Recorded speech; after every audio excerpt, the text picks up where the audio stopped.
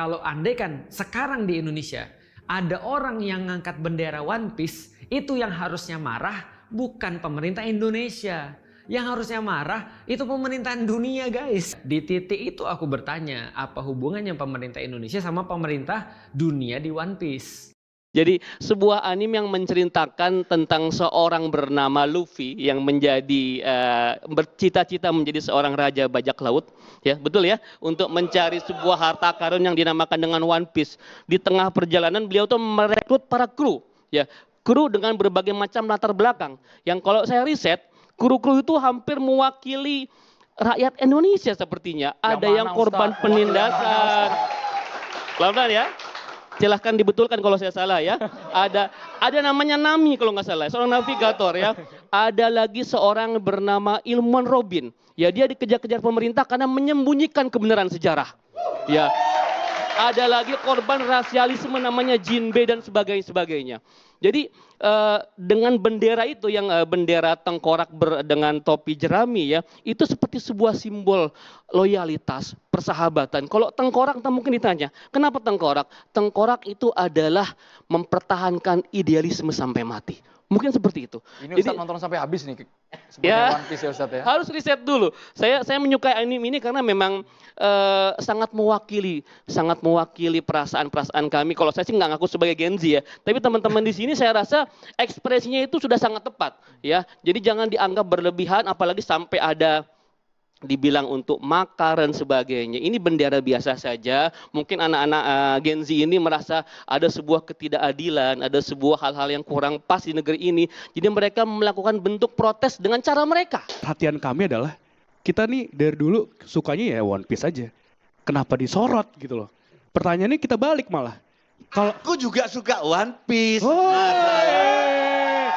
Aku tahu Nami yang kenal navigasi dan dia penembak jitu. Aku tahu Zoro yang main pedang. Oke. Tapi aku juga suka wayang. Mantap. Assalamualaikum warahmatullahi wabarakatuh, teman-teman sekalian. Alhamdulillah. Jadi aku mendapat banyak sekali respons daripada teman-teman sekalian tentang apa yang terjadi akhir-akhir ini di negara kita tentang One Piece.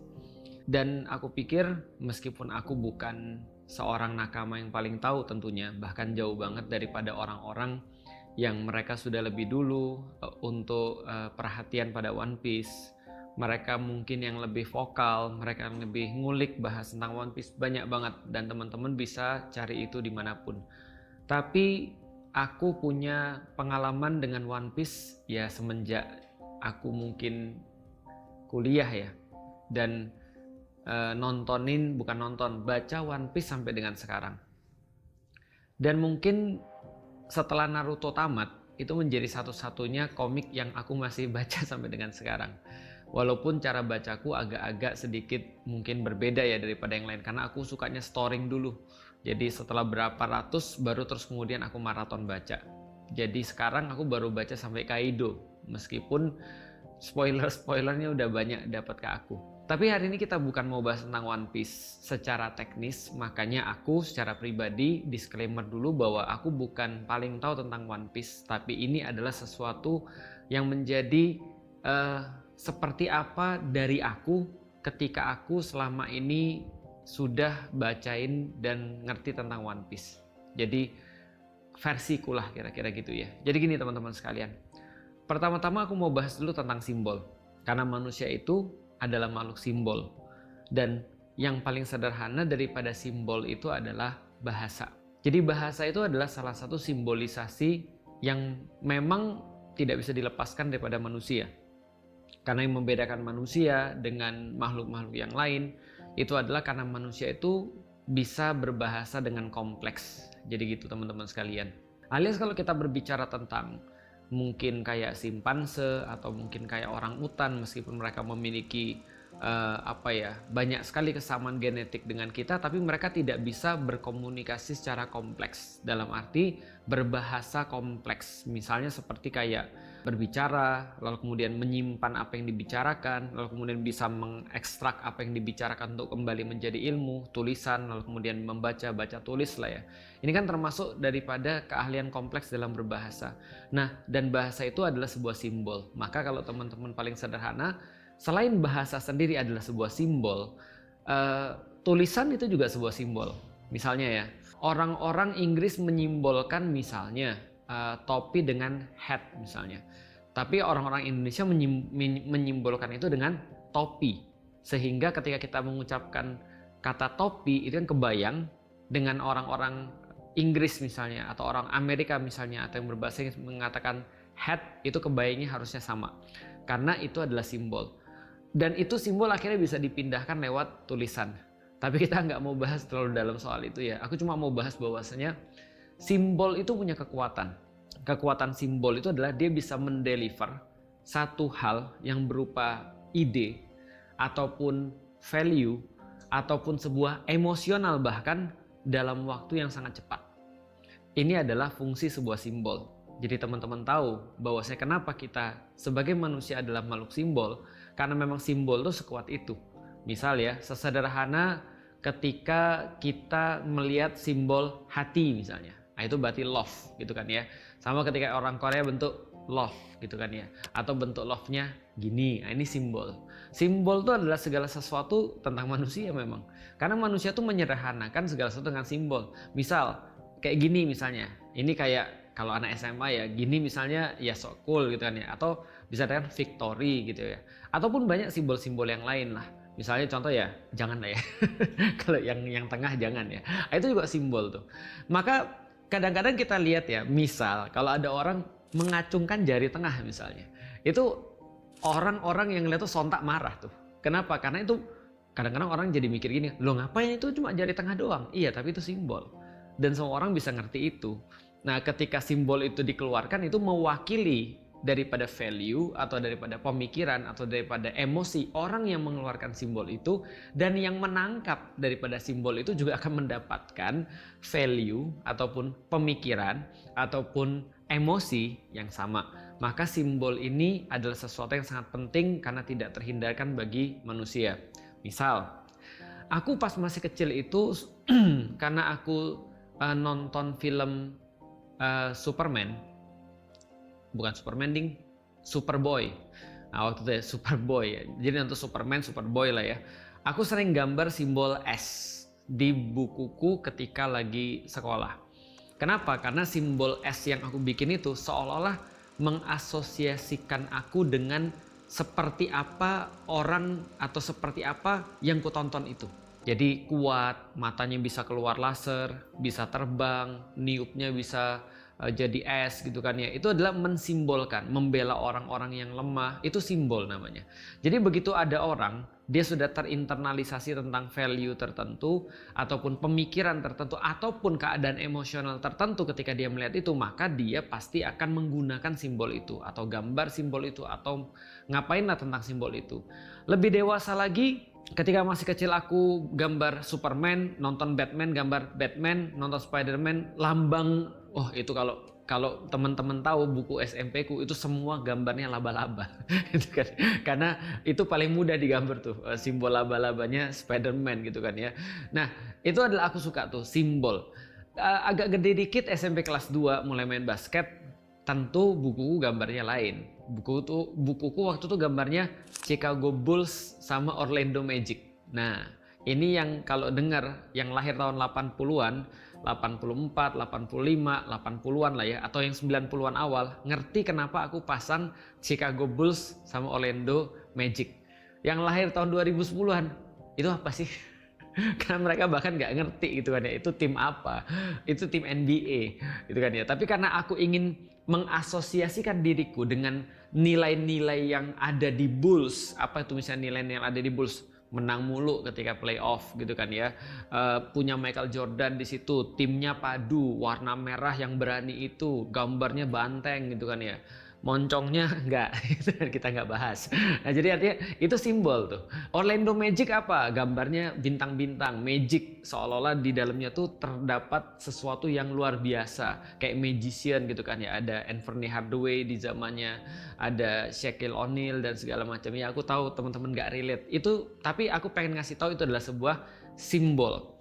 Nah, simbol-simbol ini juga banyak sekali teman-teman sekalian, karena dia banyak sekali ada di dalam anime atau manga, karena dia menggambarkan sesuatu, nilai-nilai. Misalnya, sebelum simbol One Piece itu mungkin rame, orang-orang punya banyak simbol. Misalnya kalau aku secara pribadi, simbol apa yang ku ingat? Konoha. Gitu kan ya, teman-teman tahu lah ya, gambar siput itu katanya daun sih, aku juga nggak ngerti tuh dari mana daunnya. Daun yang punya kebakar gitu ya, tapi ya nggak tahu lah, pokoknya gitulah ya. Simbol itu sangat ikonik tuh, karena dia menggambarkan apa? Menggambarkan tentang orang yang nggak berguna bisa jadi Hokage gitu ya misalnya ya. Menggambarkan apalagi? Menggambarkan orang nggak punya bapak ibu tapi bisa sukses, anak yatim piatu bisa sukses. Menggambarkan pertemanan meskipun banyak konflik. Menggambarkan cita-cita, menggambarkan sesuatu yang keren, itu Konoha.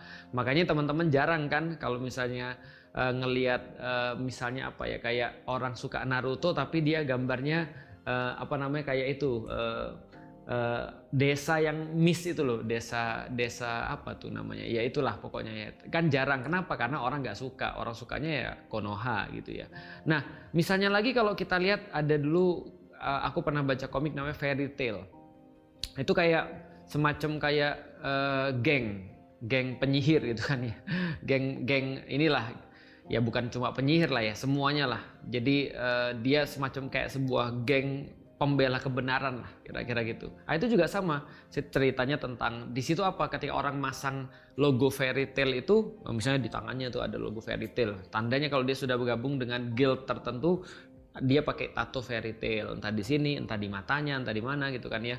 Tapi yang jelas ada nilai-nilai tertentu ketika ada orang bergabung dengan satu grup itu simbol namanya teman-teman sekalian. Apa misalnya? Menghargai keadilan kalau sudah di Fairy Tail. Terus kemudian dia sangat setia kawan. Dia sangat mengutamakan yang namanya kebersamaan dan seterusnya. Dan itu juga terjadi di dunia nyata teman-teman sekalian, bahwasanya simbol itu kadang-kadang kita pakai untuk menunjukkan siapa kita dan nilai apa yang kita pegang dan apa yang kita yakini. Simbol-simbol kayak gitu yang paling sering teman-teman kita di Nasrani, mereka sering pakai simbol misalnya kalung salib yang mereka yakini, yang mereka jadiin sebagai kayak value-value yang mereka dapat, apakah pengorbanan di kayu salib dan seterusnya. Ya itu adalah versi mereka, tentu saja kita membiarkan mereka dengan keyakinan mereka, tapi itu dipakai simbol-simbol itu. Dan begitu juga simbol-simbol yang lain gitu kan ya, baik itu adalah warna, baik itu adalah bentuk, baik itu adalah segala macam, dan termasuk simbol One Piece. Berapa lama nih kita cuma pendahuluan doang sampai ke simbol One Piece. Oke, fun fact teman-teman sekalian. Sekarang aku ngasih tahu kenapa cuma One Piece manga yang aku masih baca sampai dengan sekarang. Karena yang lain udah tamat. Enggak, bukan itu aja. Tapi gini ya teman-teman sekalian. Bagiku nonton One Piece itu bukan hanya hiburan. Karena kalau hiburan aku banyak yang lain ya. Hiburanku bisa jadi ngebully orang. Ataupun apalah, nonton ataupun apa ya. Ustadz itu kalau Rasul hiburannya azan, kayaknya aku nggak sesoleh itu ya. Jadi hiburan bukan hanya sebuah hiburan bagiku One Piece, tapi bagiku One Piece adalah cara yang sangat mudah untuk menunjukkan kepada orang seperti apa dunia ini bekerja.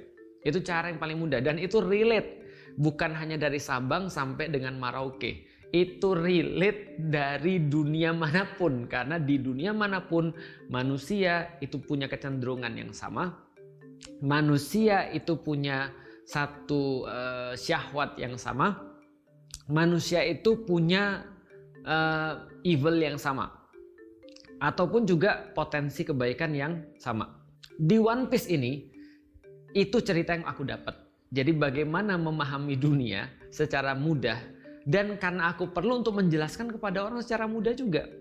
Makanya cerita One Piece itu sederhana banget. Ada bocah gitu kan ya. Namanya Luffy. atau Luffy atau siapalah karena orang Jepang nggak bisa bilang L gitu ya. Luffy itu pengen jadi raja bajak laut. Ini adalah sebuah by the way, boleh nggak aku sedikit ngasih tahu ya teman-teman sekalian?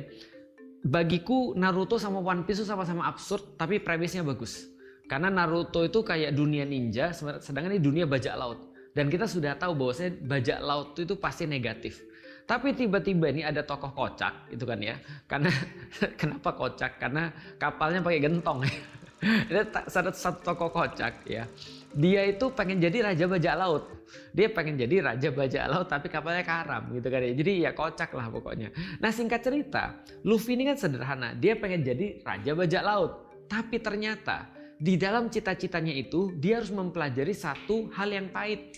Apa sebuah pelajaran pahitnya? Bahwasanya cita-cita sederhana ingin sekedar menjadi bajak laut, dia harus memahami bahwa dunia ini bekerja seperti apa. Apa aja yang bekerja di dunia? Bahwa ternyata tidak semua orang baik itu adalah baik dan tidak semua orang jahat adalah jahat. Tidak semua orang yang memegang amanah itu amanah. Dan tidak semua orang yang tidak diberikan amanah itu ternyata seorang yang pengkhianat. Bahwasanya pemerintah itu tidak selalu melayani dan rakyat itu tidak selalu terus kemudian dimuliakan atau pemerintah itu tidak selamanya melayani dan rakyat itu tidak selamanya ya dilayani atau rakyat itu tidak selamanya mendapatkan hak-haknya. Dia mendapati apa lagi? Bahkan sesuatu yang lebih parah daripada itu. Dia mempelajari adanya rasisme di dunia sehingga dalam perjalanannya itu dia harus berantem dengan orang-orang yang rasis. Dia mempelajari ada orang-orang yang ngeracunin orang lewat makanan yang harusnya makanan itu memberikan sebuah kebahagiaan. Di tengah jalan dia mempelajari ada satu negara yang dikooptasi oleh negara-negara yang lain gitu kan ya. Dan ternyata di atas pemerintah dunia ada pemerintahan lagi, dan di atas pemerintahan lagi itu ternyata ada orang yang mengendalikan yang benar-benar bertentangan dengan nilai-nilai universal yang dipahami oleh manusia.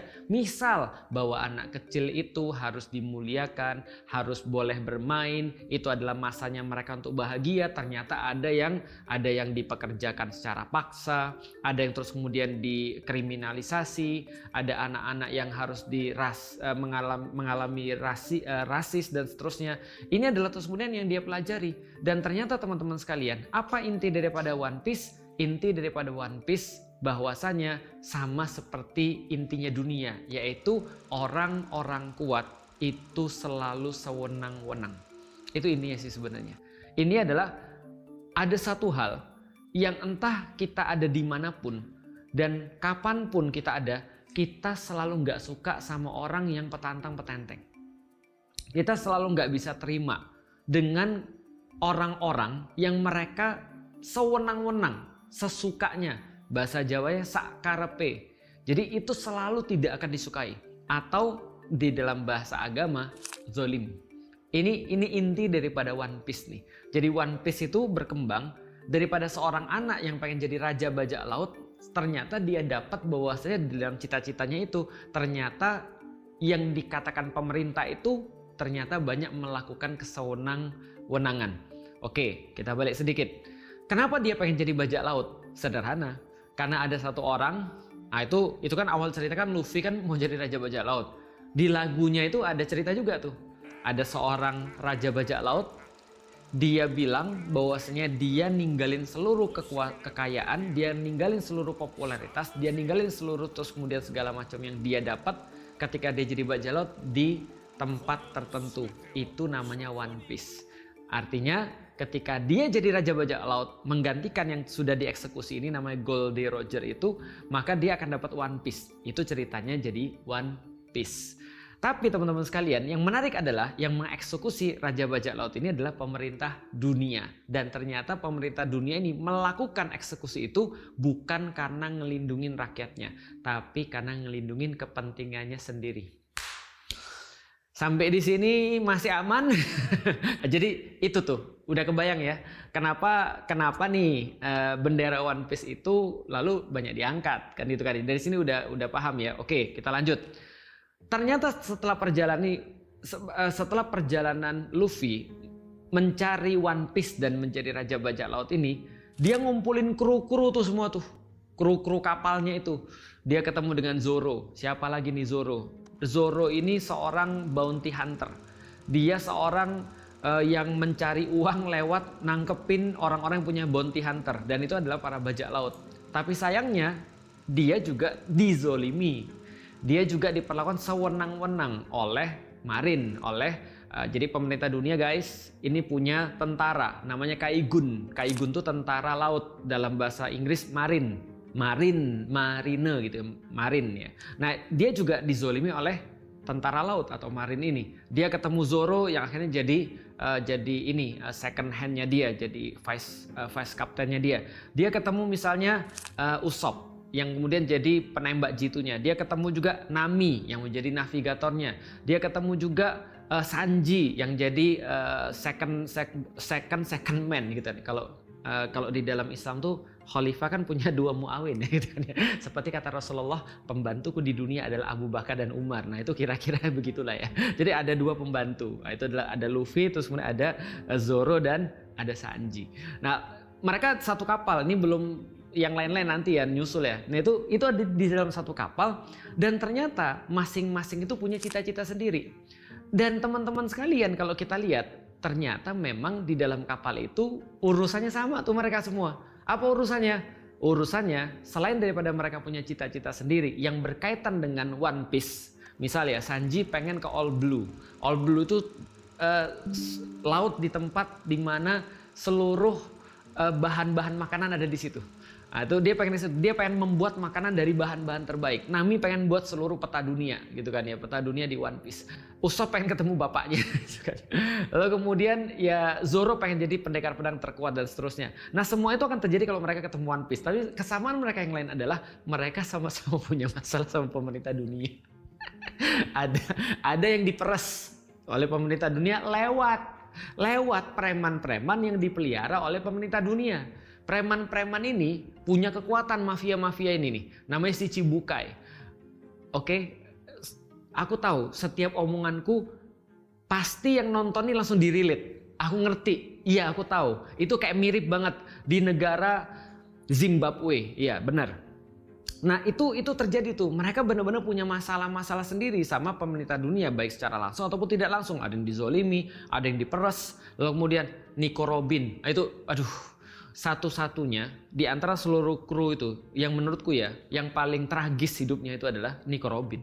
Kenapa? Secara anak kecil dia menghadapi kebiadaban dan perlakuan buruk terhadap anak kecil gitu kan ya. Karena kenapa? Itu dia tinggal di satu tempat namanya Ohara. Ohara ini dibantai habis oleh Buster Call.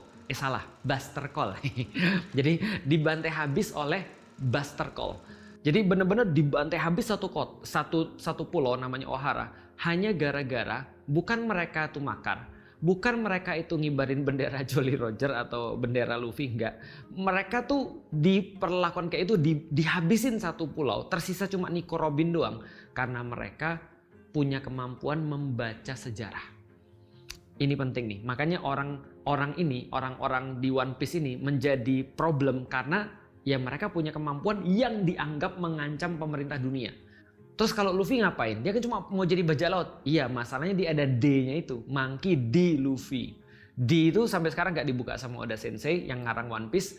Tapi itu dikatakan bahwa musuh alami pemerintah dunia itu adalah orang-orang dengan titik D itu. D titik itu. Ya contohnya kalau di Yuk Ngaji ya Asa D. Hussein ya. Atau Rizkoa di Tama itu ya. Itu contoh misalnya. Jadi DD ini yang ada D ini dibenci sama pemerintah dunia karena bisa mengakibatkan mereka terbuka boroknya dan buruknya. Nah jadi ini problematika mereka satu kapal tuh sama. Nico Robin, Chopper juga sama. Mereka itu semua sama-sama memiliki masalah secara langsung ataupun tidak langsung dengan pemerintahan dunia. By the way teman-teman sekalian, kesewenang-wenangan yang menjadi inti daripada kelakuan pemerintah dunia ini, itulah yang dilawan oleh bajak laut yang baik. Karena kalau bajak laut yang disewa sama pemerintah ini namanya Buster Call, namanya si Chibukai tadi itu. Aja si Chibukai ini adalah bajak laut yang mereka memihak pada pemerintah, gitu ya. Nah itu yang menjadi lawan bajak laut, yang bajak laut ini benci banget dengan kesewenang-wenangan.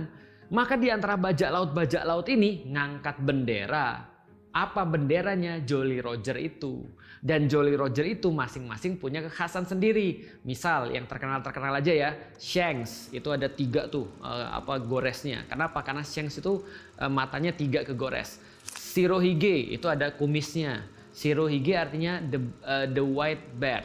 Tapi pertanyaanku pada Oda Sensei adalah kenapa dikatakan janggut putih tapi dia nggak ada janggut? Ya udahlah ya. Dia adanya kumis gitu kan ya. Jadi kumis gitu kan ya. Lalu kemudian Luffy dengan topi jeraminya, dengan topi jerami yang menjadi simbolnya dia.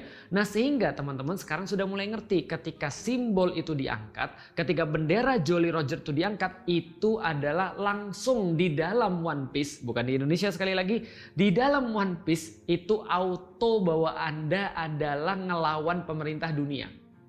Auto Anda nggak suka dengan apa yang dilakukan oleh pemerintah dunia, yaitu apa? Memeras orang. Gitu kan ya, di ceritanya Nami, lalu kemudian menguasai satu negara, memanfaatkan untuk kemudian mengkorupsi di suatu tempat kayak kelakuannya krokodil di Alabasta, lalu kemudian menjadikan satu ras lebih rendah daripada ras yang lain kayak kasusnya Fishman gitu kan ya, lalu kemudian juga melakukan misalnya pembantaian terhadap rakyatnya seperti di Ohara, dan juga melakukan banyak sekali tindakan-tindakan kesewenang-wenangan yang lain.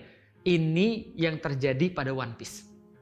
Jadi kalau Anda ngangkat bendera, itu berarti apa? Anda sedang melakukan sesuatu yang seolah-olah itu khawatirnya akan membahayakan pada pemerintahan dunia. Artinya, kalau andai kan sekarang di Indonesia ada orang yang ngangkat bendera One Piece, itu yang harusnya marah bukan pemerintah Indonesia. Yang harusnya marah itu pemerintahan dunia, guys. Tapi pemerintahan dunia belum ngomong bahwasanya dia marah dengan orang Indonesia. Yang marah malah pemerintah Indonesia. Di titik itu aku bertanya, apa hubungannya pemerintah Indonesia sama pemerintah dunia di One Piece?